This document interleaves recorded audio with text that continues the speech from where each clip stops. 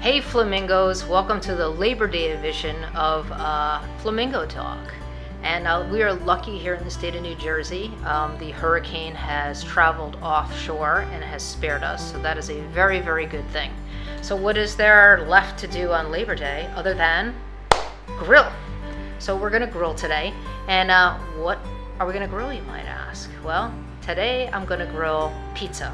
I know it sounds a little unorthodox, but I have done it before, and stick with me, I'll get you through it.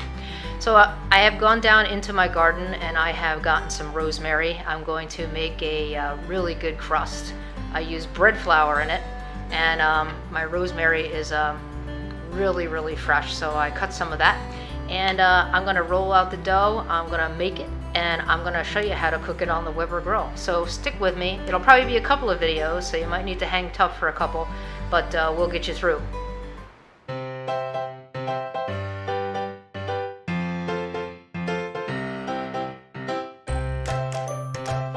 Okay, Flamingos. So we're going to start making a dough, and the first thing you need to do is get a package of yeast. Make sure you check the backside of it to make sure that the yeast is still, alive. You have to find a date that is, farther than where you are now. All right, I had a couple packs of yeast inside of the refrigerator, and they had an expiration date of 2011. Not going to work. So yeast are living organisms. Next thing we do is we get about a cup of water, and we make sure we put it in the microwave. I put it in for about a minute, and we get it up to about 100 degrees. So this is about 100 degrees. You don't want to be over 110 because it's going to end up killing the yeast. All right, the yeast are not going to survive in anything over 110 usually. All right, so this is about 100 degrees.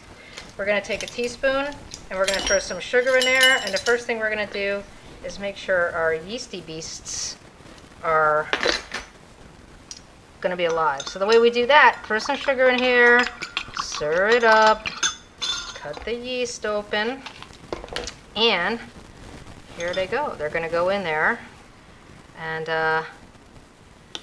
let them go for about 5 minutes, and I'll come back and you'll see it will be an amazing transformation.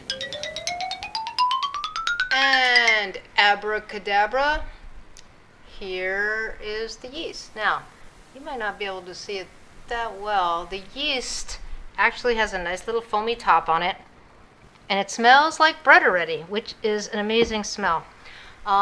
So here we've got our yeast and our water. What this will do by doing this, I think they call this proofing it. It allows you to see if the yeast is actually alive, and actually it is. See, it's making a little foamy thing. That's what it does when it's alive. While the yeast was doing its thing, I actually took some rosemary out of my garden and sauteed it a little bit with some garlic. I don't know, I'm a big garlic person. I say I use like 6 cloves of garlic.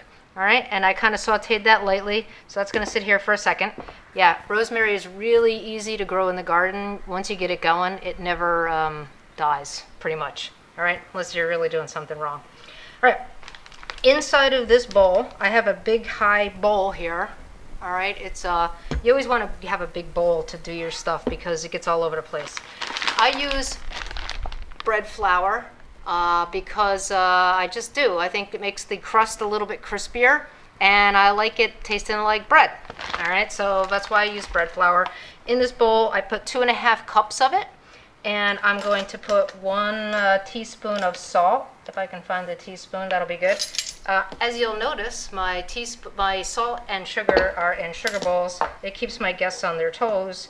I use a sugar bowl for my salt because I like to feel the salt when I'm adding it to things. All right, and so a teaspoon of salt I put in, and then what I'm going to do is put in 4 tablespoons into the wet here, into my yeasty beasties. I'm going to put 4 tablespoons of olive oil, and it's extra virgin that I use. I really don't buy anything else because why bother? That's just my opinion, of course. All right, there's 4 of those. That's in there. All right. Rosemary's getting a little fresh, reaching out there trying to get me. Yep. So I made a little, you know, hole. I don't know if that really works or anything, but what I do is you just pour this jazz right in there. I've got one of these, so why not use it? And you know, be bold. It's pretty much gonna be okay here. I think once you start, you know, I have a bread hook, a hand bread hook that I use for bread. I don't have it here with me in this kitchen, so I use a wooden spoon. All right, I've washed my hands and taken my ring off because what's going to happen is I'm going to stir this up. And here's what I'm going to do next. I'm going to throw this really cool concoction that smells so good you can't even imagine. I'm going to put that right into our crust, our pizza crust. All right, and that's got a little bit of oil in it too. I don't mind oil. It actually helps with the pizza dough, I think. Again, my opinion.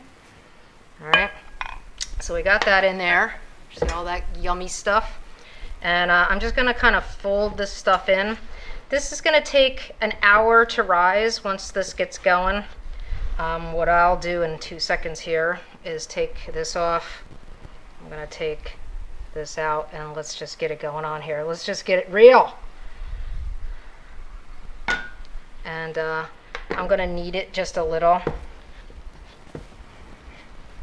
and get some of the stuff off the sides. You want all that crusty goodness. And get all the flour kind of in there. And what we're going to do is this is going to sit for an hour and it's going to rise. All right, so there it is. You don't want to overwork it. You just want to incorporate all your little ingredients into it, make it into a little ball. Some people take it out and put it on a board and knead it. I do it in the bowl. A lot of times I'll put some oil on my hands. It makes it a little bit easier to work with. So what we're going to do with this is it's going to sit. I'm going to get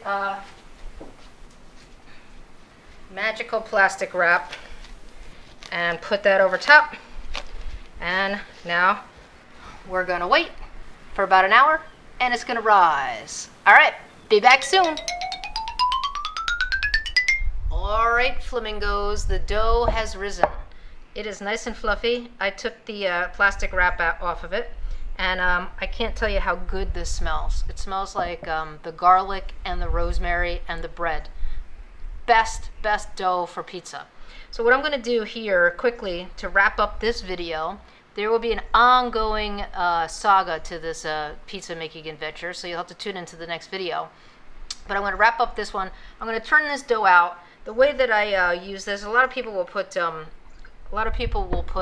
flour on their hands, but I use olive oil on my hands to keep the dough. Let's see how it looks actually. Let's pour it out of here. Hopefully I can get it to not stick. Oh, it's nice and sticky. Look at that. We're going to take it out. And the thing that I like to do, let me get rid of this for right now. The thing that I like to do with it is cut it into 4 pieces, because the smaller the pizza, the easier it is to work with on the grill. All right, so this dough that we just made will make 4 small pizzas, nice and flat. And as you can see, the oil is keeping it from being on my hands. You don't want to work this. You want to cut it in 4s, and then I'm going to show you how to make the pizza. But anyway, tune into the next video. You'll see where we are with the dough. Again, this smells really, really good. Hey, thanks for watching. If you do like us, please subscribe and also share us.